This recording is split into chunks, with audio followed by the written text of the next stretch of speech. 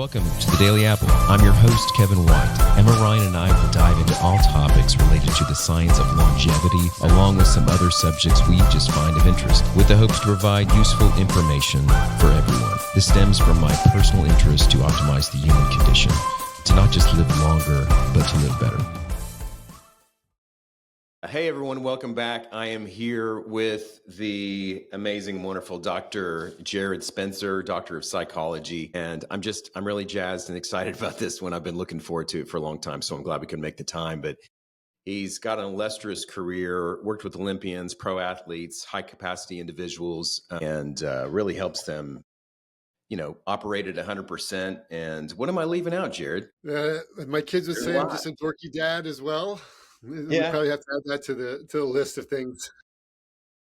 Oh man, no. But yeah, it's really great to be here, and I want to just thank you for your time. Thank you for making time today. I know you're a busy guy, and you're a little bit in the off season right now. So yeah, I just want to get into we'll just start off and jump right into some things, and then we'll go from there. But tell me about some things that you're dealing with right now. Your career has evolved with dealing with high-end pro athletes, Olympians, and all that stuff. And now you're dealing with a whole different clientele, and the landscape is different now. So I kind of want to get into that real quick. What do you got to say? What do you think?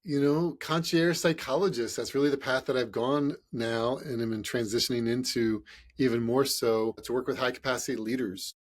Mm-hmm. Everything I've learned working with Olympians and pro athletes and large company execs like Microsoft, taking it to a smaller, unique clientele where I come to the clientele and I come to that individual and share with those small group of leaders what I'm seeing out there on the front lines for all these other individuals. And so the idea there is if I can help the people at the top of society, the ripple effect down is really what I'm trying to do.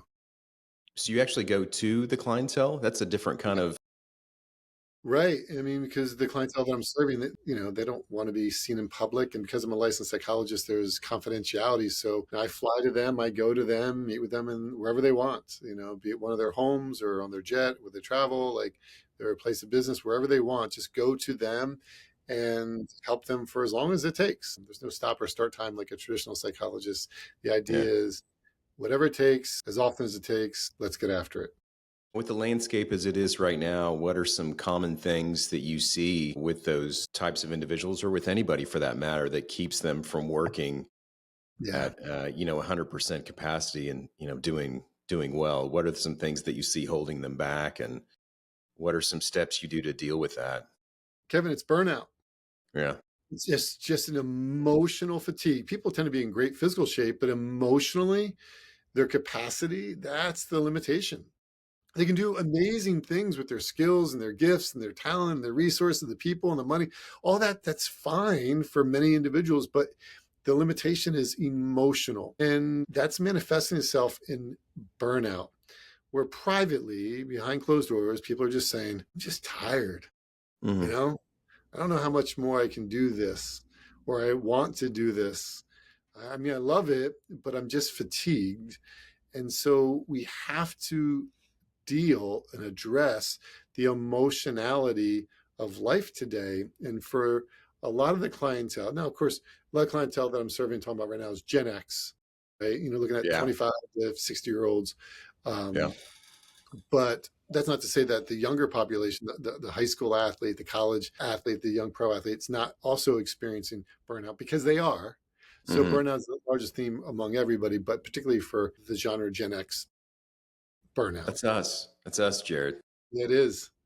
It's us, and it's an interesting place in society because Gen X is now kind of leading most companies, organizations, and with those leaders in places of high capacity and access to a lot of the funding, they got to be at the best. But we're struggling emotionally as a generation. So you're right up close and personal to that. It's in your face all the time as you're dealing with these guys. What are some causes that you see from that? And we'll get into some steps on how you deal with that. Well, I mean, the root cause of it is simply this.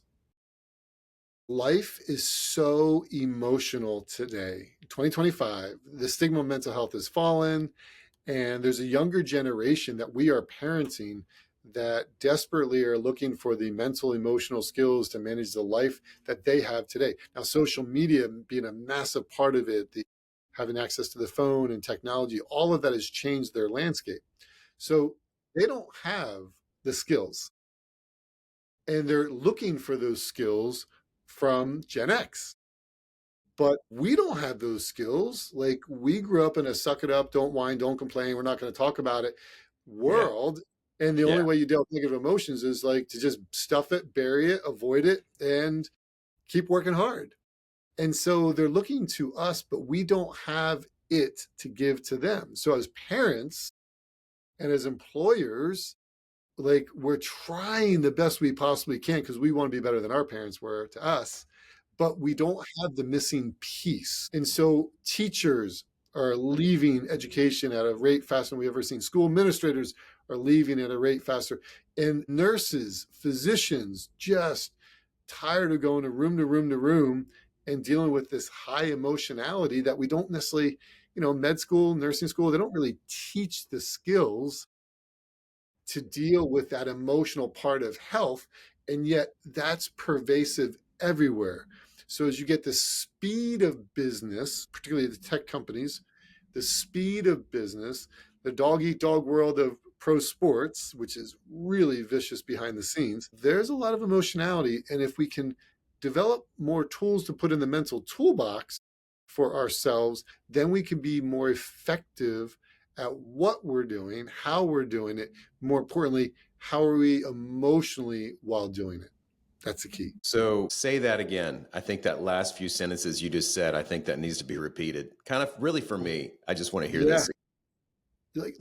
Like, how are we really doing? Like, how are we really feeling? Yeah. Like, our generation is really good at doing Yeah. and producing and the behaviors and the actions, but like, how are you feeling? Like, how are you really feeling when we take off the mask, when we can just be transparent and real and authentic? And what I'm hearing from most people at that point in time is like, I'm kind of drained. And we Hmm. all have these drains. Well, what are the drains? And it's like every one of us, every person listening to this has complex interpersonal dynamics with somebody where we're just struggling a little bit, and it's a drain on the emotional energy. And that's a key word right there, the phrase emotional energy. When we talk about burnout, we're talking about emotional energy management. How do so that's the problem. You've got people, they're overloaded, never mind all the technology that's expanded at a rate that's faster than we evolve as humans. And then they have other people with the same issues, maybe that underneath them, if they're, CEOs of companies or, dealing with other people.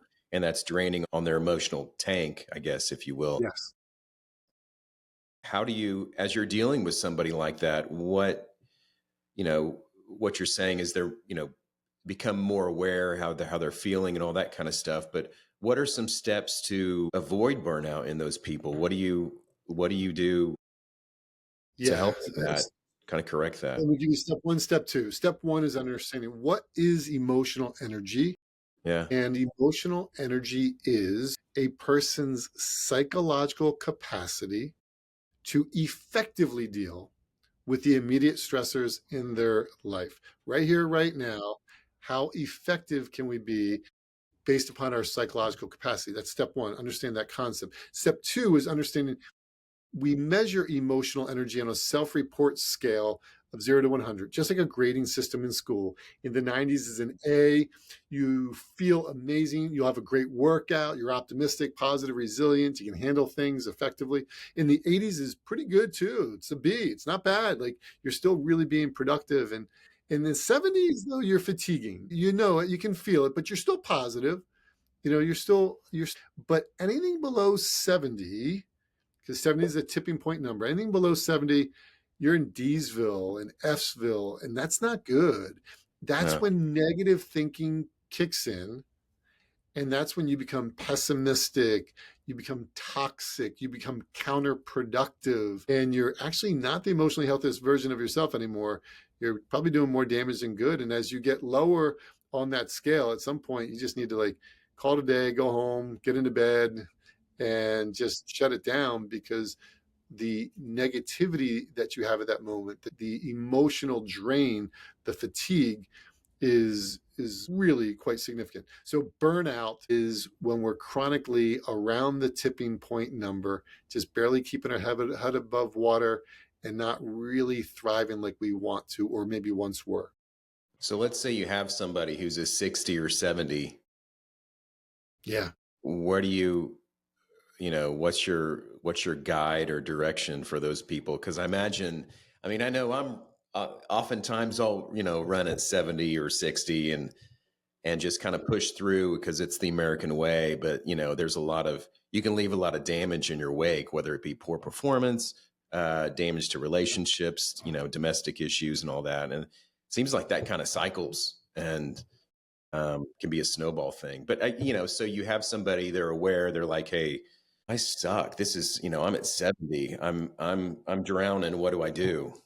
Yeah. Um, Well, this is really where in our culture and society, we have to get on the path. And the path is really about learning about how the mind works best. We've got to open ourselves up to the path of psychology and learning as much as we can. So, the way we help an individual once they are open to the path is two things. One, outside in head knowledge. Read these books, listen to this podcast, watch this YouTube video.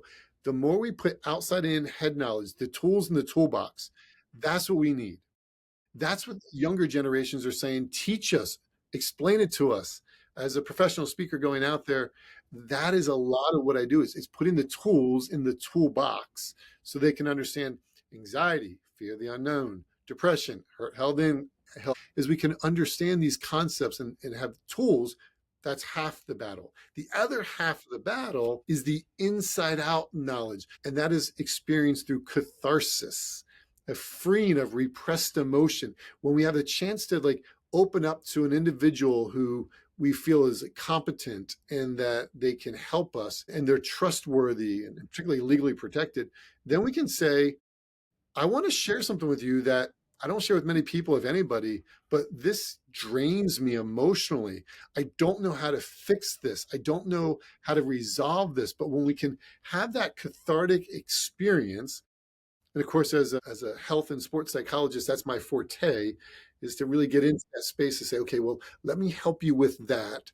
And as we can emotionally diffuse those emotional bombs within us, then we can have a clearer mind. And when the mind's clear, we feel better, our health is better, and our performance is better. since I've known you, you do a good job at kind of protecting your time and your own emotional energy. It seems like from knowing you and kind of you're very particular about your schedule. You're very busy. Like we said, this is the off season, but you're traveling and stuff. And you do seem to do a really good job at protecting your time with your wife and your kids. And a lot of us don't do that intentionally like you do. Are those some instructions for people that you kind of guide them on, or Well, sure. Yeah. I mean, I don't want to be the hypocrite, right? The guy kind of, saying this stuff, but not living yeah, this stuff, right? So it's very important that I live it because I'm just like everybody else, right? yeah, Like I'm struggling, like I'm tired, I'm burnt out, I have anxiety and depression and insomnia. I'm human, like we all do.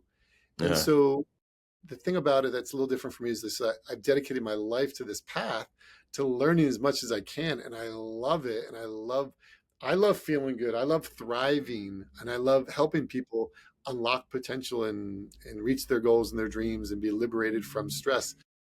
So I do live a lifestyle that's very intentional about protecting my emotional energy.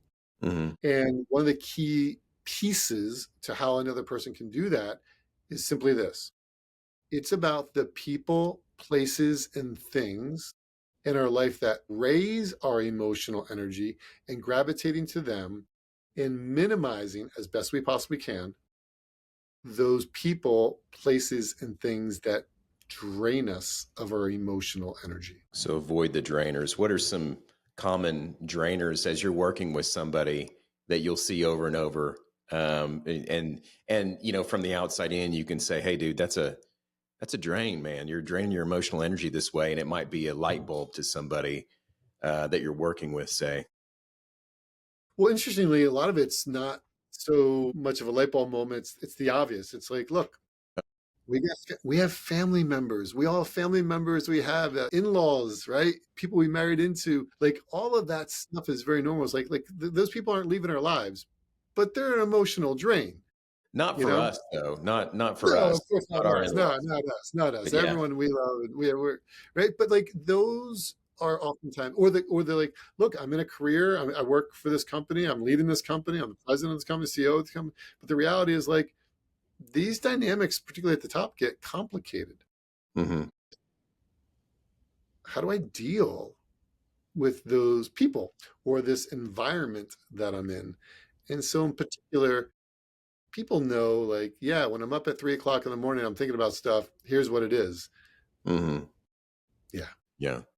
Yeah. That's the common thing is the 2 or 3 o'clock wake up and then the dee, your Right. mind There chews we on go. stuff. There we go.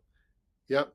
How do you, and I'm sure you analyze like a surgeon going through that stuff with your clients, but whenever you see that somebody waking up thinking about whatever it is at 2 or 3, and a lot of times those are the same things for people in my experience, and myself included, what are some things you instruct them to kind of help with dealing with that?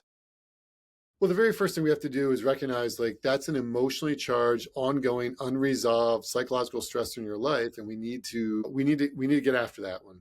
Like, Hmm. and so what does that mean? Get after it. It means as best we can, Hmm.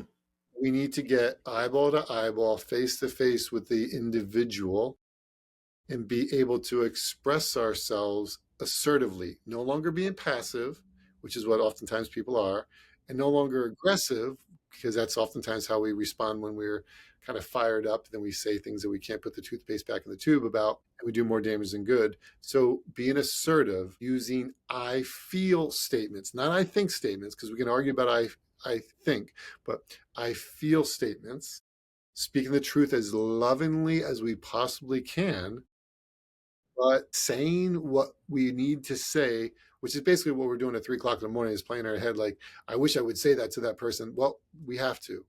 But that's not easy to do with complex personalities because the person is going to run interference. They're going to find ways to not allow that conversation to unfold that way.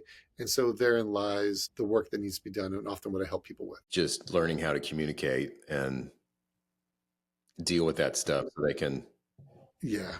sleep better at night as well. Yeah.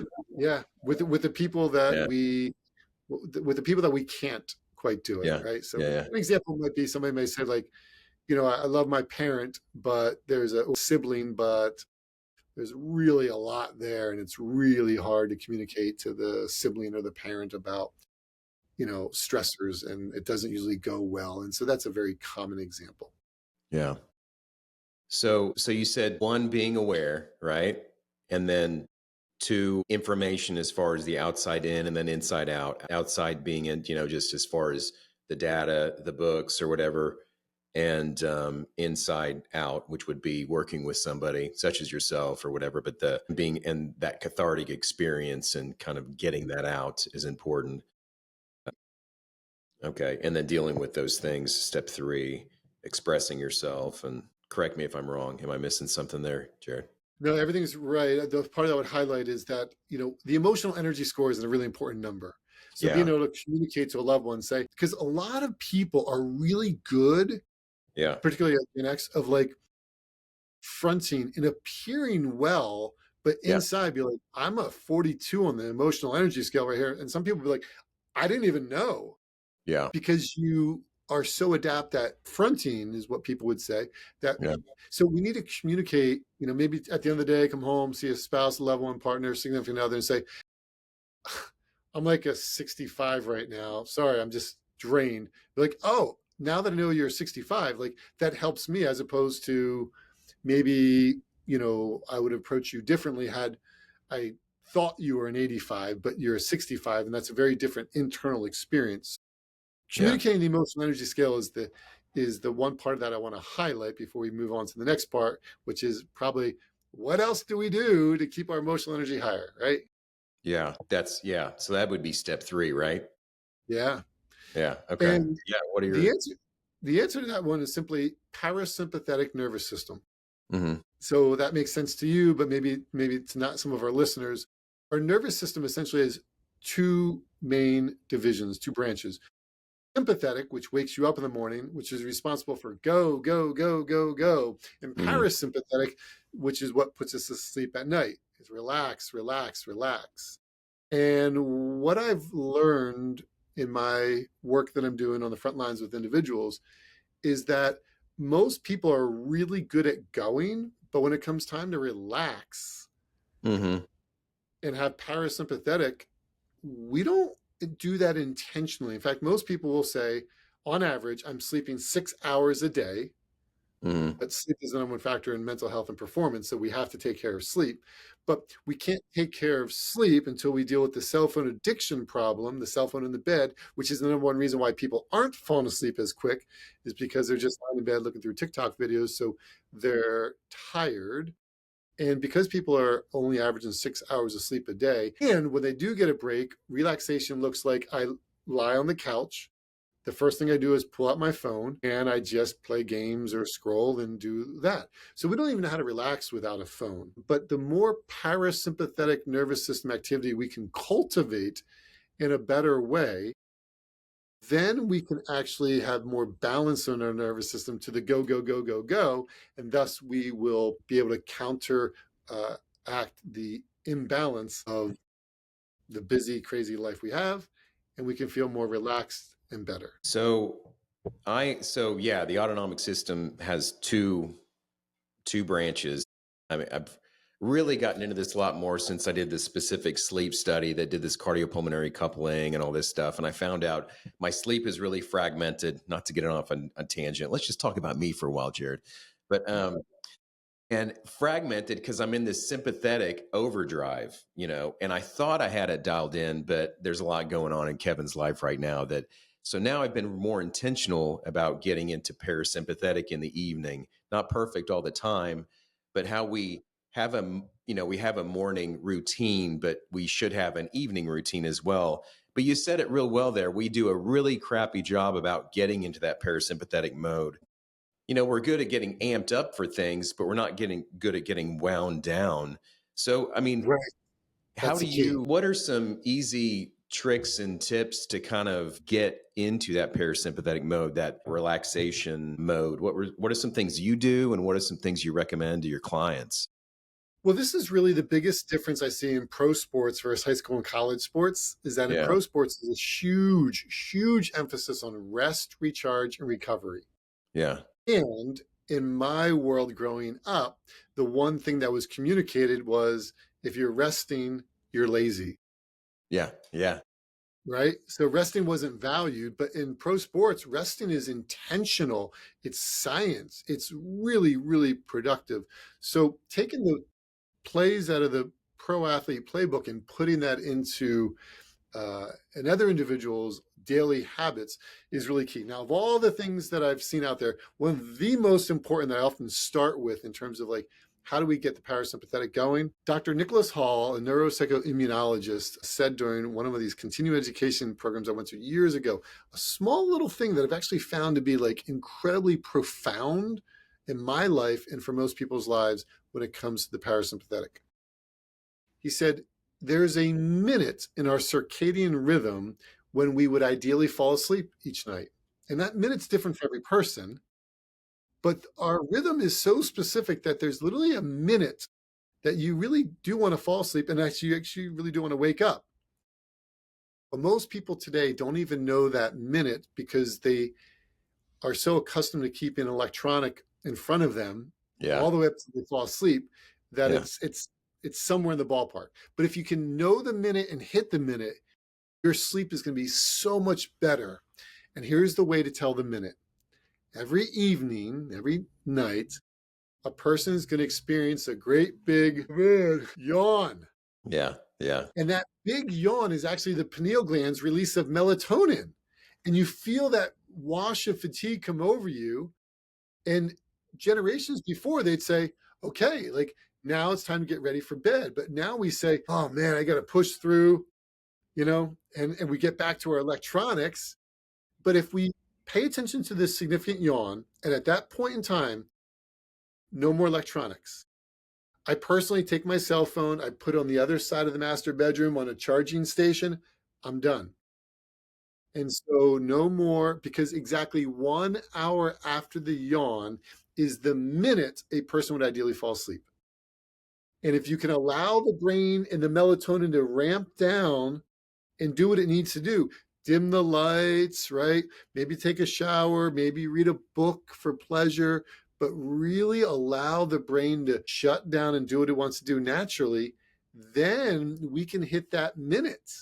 Hmm. Sadly, most people are stimulating the brain, looking at all kinds of stuff and getting the brain going that they miss the minute, catch their second wind, and then it's about an hour and a half to the next big opportunity comes on that circadian rhythm. So we gotta hit that minute. For me, 9 o'clock is when the yawn comes. 10:10 is the minute. If I hit that minute, I go right into my cycle, and Yeah. I'm gonna have so much better quality rest, recharge, recovery. That's so funny, Jared, because yeah, so we've been to Scotland twice and we've been, to your place in Pennsylvania, and we'll get into that later, but I still want to stay on this. But I do notice whenever we'd be up playing cards with, my wife and some of the other ones and some of the other people, and you guys you'd be like, Abby, we're going to bed. Let's just, Right? good night, guys. Love y'all. Good night. But that's probably Right? what you were doing. Of course, we were kind of a little bit jacked up because we were over in Scotland, but that's funny. Right. Yeah, as best I found that as best I Yeah. can Yeah. hit that, ride that wave and stay Hmm. in that space, Hmm. I'm better. Here's why. Consistency of sleep matters the most. Yeah. And if we throw off our sleep one night, it actually takes 3 nights of consistent sleep before we feel really good again. Now you can cheat the system a little bit through naps, right? Hmm. A 26-minute nap, 8 hours after you wake up, usually around 2 o'clock-ish, is optimal. If you're going to go longer than 26, you want to make sure you go 90 minutes, but never anywhere between 26 or 90, or it's counterproductive. But the idea there is, like, if you keep your sleep consistent as best you possibly can, you can be, and this is the key point, the emotionally healthiest version of ourselves. When we are the emotionally healthiest version of ourselves, our emotional energy is up in the 80s and the 90s for a longer period of time during the day. And thus, when it's up there, we can avoid burnout because we're feeling really good. In fact, if you go to the gym with an emotional energy of 92, you're going to have like even greater emotional energy when you leave. If you go to the gym at emotional energy of 62, you're probably going to leave even worse than when you got there. And so when you see high performers continually thriving at the highest level, it's because, like, every day they've got great sleep consistency and great quality of sleep because they're shutting the parasympathetic down ahead of time, and thus they're perpetually thriving. And am I perfect at that? No. But as best I possibly can, I really try to hold that part into my lifestyle as best I can. And these are things I'm getting off tangent. So what are the next steps? Is there a next step that you hit on? Are we after that? Yeah, look, I'm a little bit biased, but I just got to say it because I think it's really, really, Yeah. really valuable. I think in life, we go to the gym, we work out, we try to eat right. All these people try to do all the things. But I think one of the things that's really important to add into our repertoire of stuff we do is one-on-one counseling. And so having the ability to talk to somebody one-on-one in a legally protected conversation is really incredibly valuable. And I also think that taking that one step further, like, if you're going to be in a relationship with somebody, relationships are hard, right? Marriage is hard. And so, because it requires work, because the emotionality of a marriage is that it shows, like, the ugly side of a person, our blind spots, the shadow side of the personality, as Carl Jung referred it to. So the idea is couples counseling is very valuable as well. So if two individuals are working on their individual stuff and then they come together and do some marriage stuff, like, that kind of process is can be really, really helpful for better emotional energy management, because we need to be able to. Einstein once said, a problem cannot be solved at the level of consciousness for which it was created.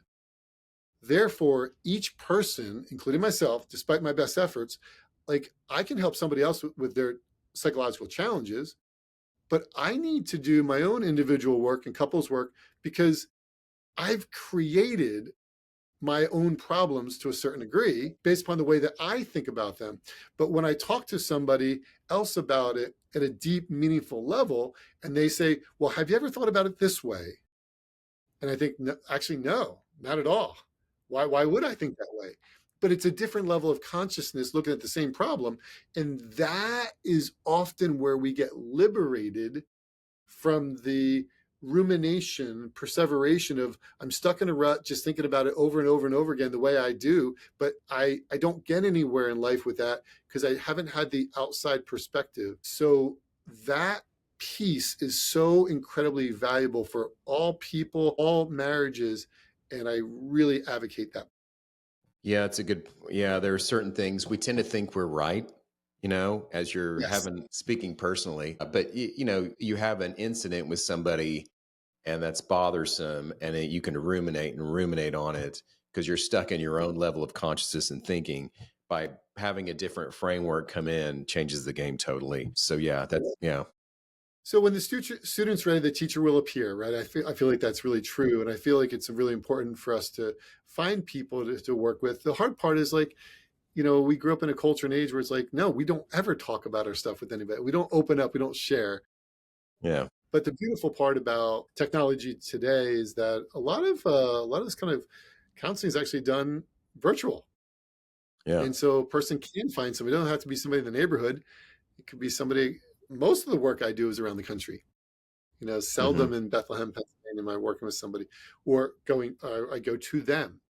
And so we now have access because of technology to more opportunities to connect with people. I always say therapists are like shoes. If you have a good pair of shoes, you'll wear them a lot, get a lot of wear out of them. They'll be if they're uncomfortable, you're just not going to go anywhere with them. They're going to sit in your Yeah. closet. Yeah. Yeah. Do you have any tricks or tips about finding somebody that work? I mean, that's probably just trial and error, just doing the groundwork. No, actually, the way that most people find out about me, for example, is, an example is that a pro athlete I was just talking to earlier today was in a conversation with another person, and they said, "Oh, yeah, you ever talk to like a sports psychologist?" And they kind of like that person like tipped their cards, Yeah. and my client said, "Oh, absolutely, yeah." And then talks about me, and so obviously that's usually how a referral comes in. Yeah. Is that when birds of feather flock together and people talk Hmm. and share, that's usually how people find like, well, who do you talk to? Okay. Think I got room to talk to that person too?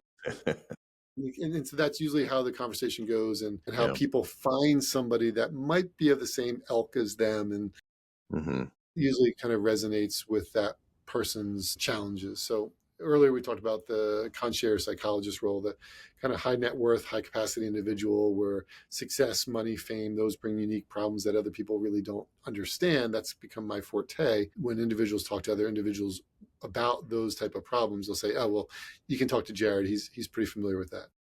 Yeah. So we talked about being biased, finding a counselor, finding somebody to actually do that inside out work with. What's next, man? What's the other part of the secret sauce? Well, excitement is the number one emotion for peak performance. And so the more excited we are, the more we thrive in life. And so we cultivate excitement through the attitude of gratitude. The more grateful we are, the more excited we are.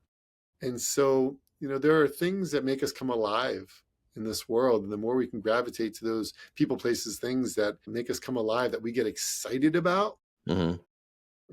things are either going to drain your emotional energy, break even with your emotional energy, or increase your emotional energy. When you find those things that you're excited about and you do those things, that's where like the sweet spot of life is. So what excites a person? Yeah. How do we spend more time in that space? And if we can figure that out more and gravitate to that more, Hmm. that's ultimately where we're feeling our best. So what's something that you see whenever you work with people or professional athletes or, corporate Yeah. leaders that excites them and that you kind of unveil something and they're like, oh, this excites me. I'm going to do more of that to kind of fit that into my lifestyle to fulfill their emotional energy.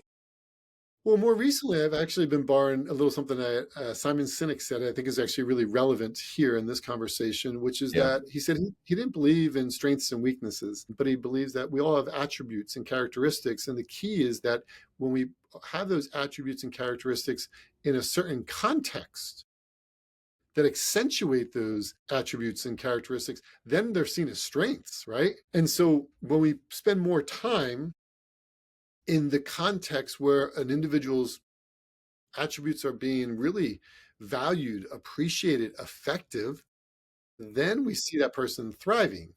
But those same attributes, if you put them in a different context, no, they may not be valued, they may not be appreciated, they may not be utilized well, they may even be counterproductive, right? Hmm. So if you think of an ER surgeon, right? You spent some time working the ERs, right? And so like ERs, like an ER surgeon, that's a unique spot. You know, they got to be orderly, perfectionistic, controlling, right? It's very much a crisis at that moment. And I want my ER docs to be like that because I'm a little bit OCD personality as well. Hmm. And I've got the organization, the perfectionism, the control. And so in some ways that helps the ER doc in the surgery. But in other areas of life, they may be a little too perfectionistic or orderly or controlling, right? Hmm. And so in my own personal life, I have other areas where it's like, well, yeah, Jarrod, I need to be a little bit more relaxed. I mean, lower the standard. It's not quite as urgent. There's not the same degree of perfectionism that might be necessary. So you see, as we spend more time in environments that accentuate our positives and our not our positive, but our attributes, great. Let's do that more in life, but then also be aware of like, okay, when we're not in that context, either it's because it's everyday normal life. Maybe a listener here has like some little kids where their houses are wrecked, they're stepping on Legos while they walk to the bathroom in the middle of the night, and it's like, but understanding like that's okay in that context to not have the attributes being maximized, but they have to be more flexible in that other space. So that's an area where I find myself working with individuals and trying to help them navigate that. Well, cool. That's great. So we've got being aware, giving yourself Yeah, a score, telling your yeah, wife your score when you come home so everyone's on the same page. right. Which brings me, and we'll go through these steps real quick just for myself, but so aware, do you ever come home to Abby and say, dude, I'm 50%, sweetheart? And then she just is like, okay, I can run with that. Yeah, absolutely. And I might just Yeah. say like, I'm done. You Yeah. know, I'm going upstairs. I'm done. I'm done for the Yeah. day. And I don't have anything in the tank. And that's okay. It's Yeah. actually healthier. It's actually Yeah. better for my marriage if I say that. Because if I don't say that Hmm. and I just try to push through, then like being really honest with you, man, like I'm just going to be toxic. I'm going to be Yeah. Yeah. spread my toxicity. I'll be grumpy dad and irritable and cranky and moody and critical. And what am I like? What good am I doing at that point? Yeah. You know? So at that point in time, it's just better for me to remove myself Yeah. so that I can be the emotionally healthier version of myself. Maybe after I take some rest. I mean, maybe it just takes a little bit of rest, you know? It doesn't maybe have to be I'm done for the whole day. Maybe it's just like I need a little rest. But again, rest is resistance. It's not really something that's been valued in our society. But for us to say I'm gonna rest, that's a really important skill. Mm. So yeah, so aware. Two, outside in information, inside out. Being cathartic. Three, tapping into your parasympathetic nervous system. And then what was the next one? So, and then we get to, excitement, attitude of gratitude. We talked about that. Any other big tools in the toolbox you have time to share today? Yeah, I'll throw just a couple quick hitters out at people Yeah. that I think are really, really valuable and important to do. Happen to be a big fan right now of the classic cold tub and sauna. All the research behind that's really good for Yeah. mental health. I think that's really, really valuable. I do think we have to sweat every day, which is something that is hard sometimes in our culture and society, but we do, right? Like, Hmm. the more we can sweat every day through a workout, move the body, that is really necessary. Personally, I'm on a bit of a yoga kick right now, a little spinning Really? kick. Yeah, I'm on the spin bike and some yoga, and that's kind of my thing at the moment. But we do have to do something like that every day. I also believe strongly that like cultivating one's spirituality. Now, however a person may define that to be for them, pick what works for you, and but cultivate that, develop that, whatever that may look like for an individual. But beyond the mind, beyond the body, but touching into our spirit, to our soul, that's very important and can be very helpful for emotional energy management as well. Well, cool. Well, yeah, I've, it's funny as we go through these things, knowing what I do about you, just you do live this kind of stuff. Anything else to talk about there? I mean, I feel like I just miss you, man. I mean, we were just Yeah, in Pennsylvania, and what people probably don't know about you a little bit. I'd love to get into some of your history actually now, if it's a good time for that. let's do that. And just being over there, you were real gracious with your time, and we got to go on the Jarrod Spencer history tour of your life, and just touring around where you were at, where you came from, and some of the things you were involved in, and your experience with Larry Holmes and all that. It's just a really cool story that I don't know if many people know that about you, but super cool. And so yeah, I mean, Yeah, well, yeah, how'd you get into this a little bit? And tell me a little bit about your history. I'm a little biased, but as I travel the world more and look at all these other places, I really like where I'm from. So our home base is the Lehigh Valley of Pennsylvania.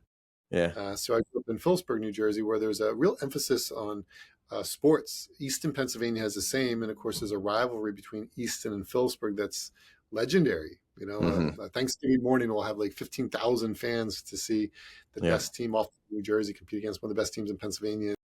And so, having played in all that and learned about pressure and about performing and also underperforming and those kind of experiences as a kid, I then parlayed that into a career in sports psychology. And along my journey, when I returned back to the Lehigh Valley, Larry Holmes, actually, the former heavyweight boxing champion of the world, gave me my start in sports psychology. I admittedly didn't have much seed money to get myself my own office and business up and running. And Larry was so gracious. He said to me, you can have the office across the hall from me. Now, mind you, that office was on Larry Holmes Drive, Yeah. across the street from the Larry Holmes statue, Yeah. in the Larry Holmes business complex, and across the hall from the Larry Holmes Enterprise. Yeah. And then Larry and I actually did a TV show together for the first year of my sports psychology career. And that instantly put me on the map. Hmm. When people are like, "Oh, you partner with a former heavyweight boxing champion of the world, and we're doing a show talking about the mental side of life." And so that really was quite significant in my journey. And I learned a lot from him because he was mentored by Muhammad Ali. And so story after story that I hear from Larry Yeah. that he learned from Ali really helped me. So I find myself at times sharing with some individuals that I'm working with some things that actually came down the family tree from these greats and now to me, and then off on to this next person that I'm serving. So I very much love what I get to do and the amazing people along my journey that I get to meet. But I also love coming back to Lehigh Valley and keeping that a home base. Yeah. It's gorgeous out there. I had no idea. So while you're talking about that, what were some things that Larry Holmes passed on to you that you kind of held close that meant a lot, if you don't mind sharing that? Well, one of the biggest is it's about how you treat people. Yeah. He is very approachable. He's very, very kind. Hmm. And he really got a lot of that from Ali. Ali always took time for his fans and spoke to them, would do magic tricks with them. And Larry's the same way. He said he's like anybody can fight a fight, anybody can win a fight, anybody can lose a fight, anybody can be a champion. He's like, not everyone's going to be nice. He said, it's very, very, very important to be nice. And he Hmm. went on to say, like, it's nice to be important, but it's more important to be nice. Hmm. And I believe that in our community, he's valued and appreciated because he's nice. Yeah, as you walk around that, and I'd never been there before. It was obviously the whole area is almost a shrine to Larry Holmes, and he's got quite a footprint over there, right on the river.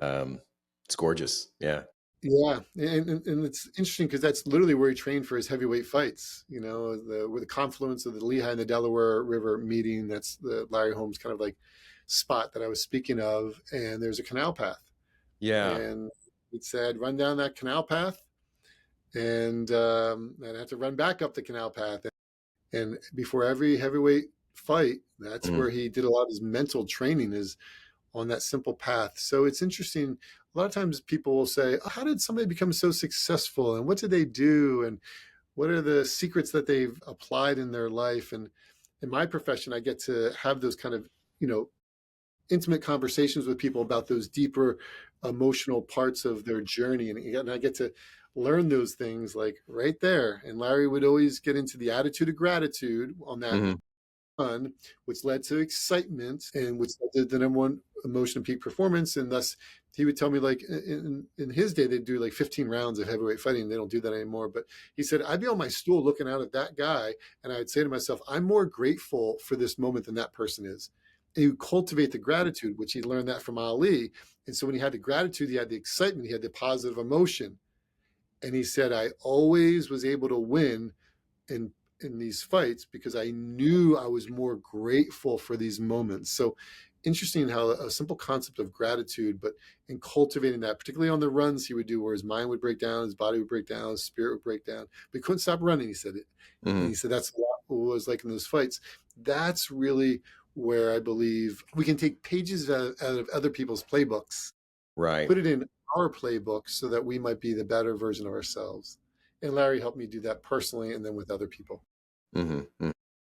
Cool. What a what a great experience. What a great deal. How did you come across him in the first place? How does that happen? Yeah, well, he's very approachable in the community, but through a mutual friend, Right. Got it. Yeah. and so through that mutual friend that knew I was looking for some space, and said, Yeah. you know, Yeah. I Yeah. know Larry, maybe he could help you out, and so there I am sitting in his office with him, and of Yeah. course, you know, revering him, and he's got all these heavyweight Hmm. belts all on the walls around him and all, and Yeah. I was intimidated, but I walked out of that room being like, gosh, what a nice guy. He's like, he's going to help me out. Yeah. Why would this guy who's so powerful help out me? And he's kind.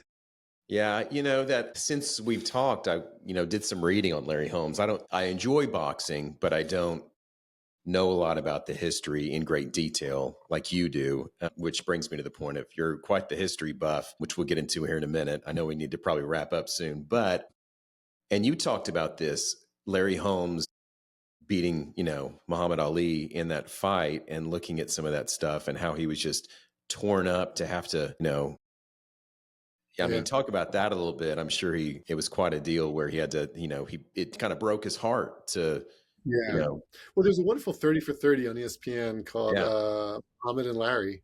yeah, And it really talks about, you know, that story you're referring to. But essentially, you know, Larry's a seventh grade dropout, and he becomes a fighter because Ali trained for his fights near us in the Lehigh Valley and with a sparring partner. And Larry was that, but he became more of a friend and an understudy. yeah, So ultimately, as it often goes in sports, you know, like you may be the man now, but there's always like somebody else coming up behind you that it's eventually going to take your spot when your body no longer can do what it once did. And of course, that's what happened to Ali in the classic fight between he and Larry Holmes. Larry beat him. yeah, And that was hard for Larry because Ali just wouldn't go down and was stubborn. And so he's on his feet and he wasn't defending himself well. So Larry kept punching as he yeah, had to. yeah, But again, the emotionality of life, the mhm. emotionality of sports, and how important it is for all of us to be working on it as much as we possibly can.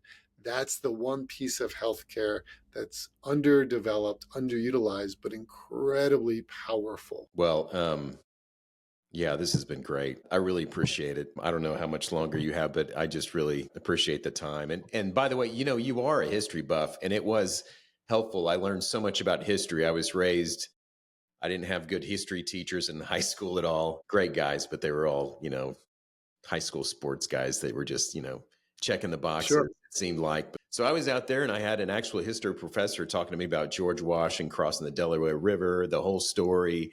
And you knew that in great detail. So it was like having a play Yeah. by play of what actually happened. It was almost like a narrated movie in my mind. It was a Thank great, you. It's fun to share that with you. And I think one of the keys about when you live in Eastern Pennsylvania, yeah. New Jersey, there is so much history. Yeah. Literally just drove through New Jersey yesterday and Hmm. said, oh, there's a huge, huge tree there with a flag on it. It's like, they say Washington slept under that tree. And there's a lot of that as you travel around our area. So it's so much fun for me to learn from the past. And I think that's a piece sometimes we don't often value, but the more we learn from the past, there's great wisdom there. Wisdom is really healed pain. So when somebody's healed the pain, they seem that they're wise, and particularly emotional pains. And so when you study history and we think about how this country was settled and the Revolutionary War, which there's all kinds of landmarks around me, as I study that stuff, you can see the pain, the emotional pain, but you can also see how individuals became wise and why we still revere them today. And so, because I'm so into psychology, I love studying from the past. I love talking to elderly people and picking their brain about life then and what worked, why it worked, how it worked. That's really strength psychology. And so, becoming a bit of a history buff is really about learning about the mind of those individuals, like George Washington, and how I can take a page out of his playbook. For example, one thing he once wrote to a mentee was the importance of getting up early, get your day going. Don't just be sleeping in, but like get up in the morning, get out in the sunshine, move your body, you'll feel better. And I think, wow, that's a simple, simple nugget of wisdom from George Washington. But when we're treating depression, for example, that is something that may not be so easy to do, but so valuable to do. So we learn from the past, we're less likely to repeat those bad spots. We all know that. But what if we actually can thrive because we took something from Muhammad Ali or Larry Holmes or George Washington and put it into our playbook today? That's what I love sharing with people. Well, that's great. Yeah, you're. I love being with you. I'm grateful to call you my friend, and just being out there is like, or just hanging out with you and your wife has been a great time. You and Matt and the whole gang, but and Kim. Uh, it's always good to see you, man. Is there anything else you want to leave? I want to be respectful of your time. I know you're a busy guy, but Yeah. Well, people always will say, like then in most podcasts, how do I get more? Right? How do yeah, I, yeah. and of How do course, we the find books, you? And tell us about your book right? coming out. I'm excited Right. about Yeah. that. So the book and the website, right? Those are always the two keys. Yeah. But um, the website being drjarrodspencer.com. That's DRJARROD, right? And that's where most people can get the information they're looking for about me and how to connect further. Hmm. And yes, the third book is being written now, working on the editing process. The book is entitled Emotional Energy, and the subtitle is Your Fuel for Better Health and Performance. And this book talks a lot about a deep dive on much of what we talked about today, the emotional energy scale and what it is, and the rest, recharge, recovery, as well as anxiety, depression, and really how do we thrive. And so that book will be coming out, available in 2026. Okay. In next year. Okay. Advanced copies will come out end of the summer, and then I'll float them around for a few months to key individuals to get feedback, endorsements, insights. And so if somebody wants to be part of that, sure, just reach out to me. I'd be happy to send them an advanced copy. And all I ask is they read it and give me the feedback so that when early 2026, when that book comes out, when the final copy comes out, we have it even better. Cool. Great. Well, Jarrod, I really appreciate your time. I cannot say it enough. I just think the world of you, My man. pleasure, sincerely, my pleasure. If anybody has a soul or a brain out there, they really need to follow your stuff, because I found so much value in reading your books, and it's really made me think about a lot of things that I hadn't. So you're salt of the earth, brother. So I really appreciate you. I Appreciate your appreciate work. you too, Kev, and all the work you do. And Yeah. so the impact you have on so many people in medicine and well beyond that in your areas of life. So look forward to our continued journey together. All right. All right. Thanks a lot, man. I'll see you later. All the best. God bless.